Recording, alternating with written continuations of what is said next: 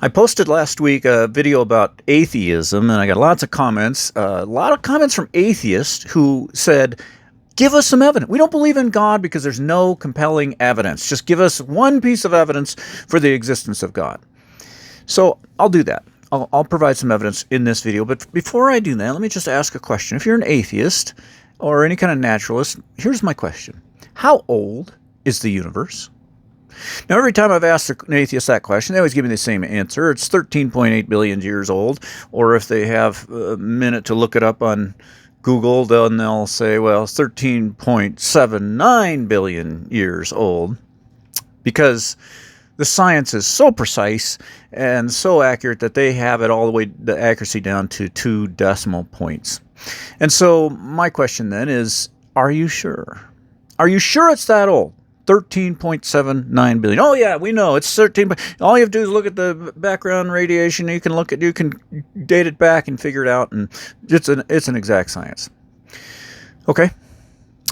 So then I ask, if I disagreed with that age, if I say it's not that number 13.8, that's way off, would you say I'm a wacko? And they typically say yes. You'd be denying science if you do that. Okay. Back to the evidence thing. So here's my evidence for God. Look around. The world around us. That's my evidence. Look at the human eye, which couldn't possibly evolve because of irreducible complexity. Look at a beautiful sunrise. Look at a galaxy. Look at a human cell. Look at a beautiful woman. Obviously, there's not just a creator. There is a creator that is a brilliant, beautiful creator with staggering power, obviously. We know that's evidence for a creator because everything that had a beginning has to have a cause. There's no way that everything came from nothing because nothingness is nothing. It has no power. Nothingness has no attributes. Nothingness has no power, so nothingness can't create anything. If there was ever a time when there were nothing, then there would never be anything because nothingness has no power. You claim that God doesn't exist. He's not the creator. He couldn't have created everything because he doesn't exist.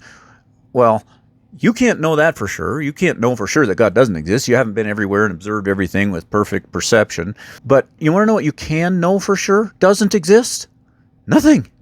Obviously, by definition, nothing does not exist. It's non-existent, and so it does not have the power to create anything. There's no way everything came from nothing. And when I make that argument, atheists always give me the same response. They say, well, then who created God? If you're saying who created the universe, I'm saying who created God? The very fact that somebody would ask that question shows they don't know the definition of the word God, because by definition, God is the supreme being. He's self-existent. He possesses the ability to exist in and of himself. Every other being, like you and me, we're contingent beings. We're dependent. I was dependent to come into existence on my parents. And now that I'm in existence, I depend on a whole host of other things to keep me alive. God is the only thing in existence that has the ability to exist in and of himself. He's dependent on no one, nothing. He makes himself exist. And so he's eternally existent. He was not created. He doesn't need a creator because he's always been there. He's always existed. And when I tell atheists that, typically the answer comes back, okay, then, well, maybe the universe is eternally existent. Just that fast. They're willing to throw out all the scientific certainty that they had about the universe being 13.79 billion years old. A minute ago, they knew exactly how old the universe was, and anybody who said that number was way off was an absolute kook and a nutball. And now they're saying, well, maybe that number's off by infinity. Maybe it's way off. Of course, that makes no sense. It doesn't work scientifically. You can't have an eternal universe because of the second law of thermodynamics, for one thing. Entropy, the universe would have died a heat death. So when they come with all these wild theories, then they'll say, well, maybe there's a multiverse, or maybe there's this oscillating universe where it explodes and then it retracts. And while it's retracting, then all the laws of physics go in reverse, and there's no entropy, no second law. They all work backwards until everything comes back, and all of the galaxies, everything fits inside the space of the head of a pin, and then it explodes again, and then the laws of physics get kicked back in, and all this. What scientific evidence is there for any of that? None. Nobody's ever observed any of that. Is there any widespread agreement among scientists of any of those theories? No. So these people who claim they're so tied to science, they're so faithful to the scientific method, don't have any problem at all just throwing out all scientific consensus, all scientific observation, all scientific evidence, as well as their certainty about the age of the universe, which 5 minutes ago they were absolutely certain about, all to suggest some ridiculous theory that has no evidence whatsoever. That is a lack of intellectual integrity. And they're willing to do all of that just to avoid the conclusion that there could be a creator.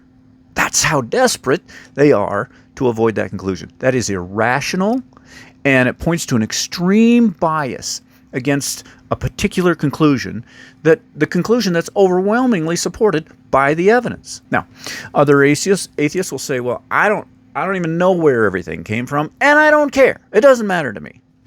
Fair enough. Okay. But if they say that, they're being disingenuous when they say, show me evidence of a creator. If they say, show me some evidence, and you point out the universe as evidence, and they say, well, accept that.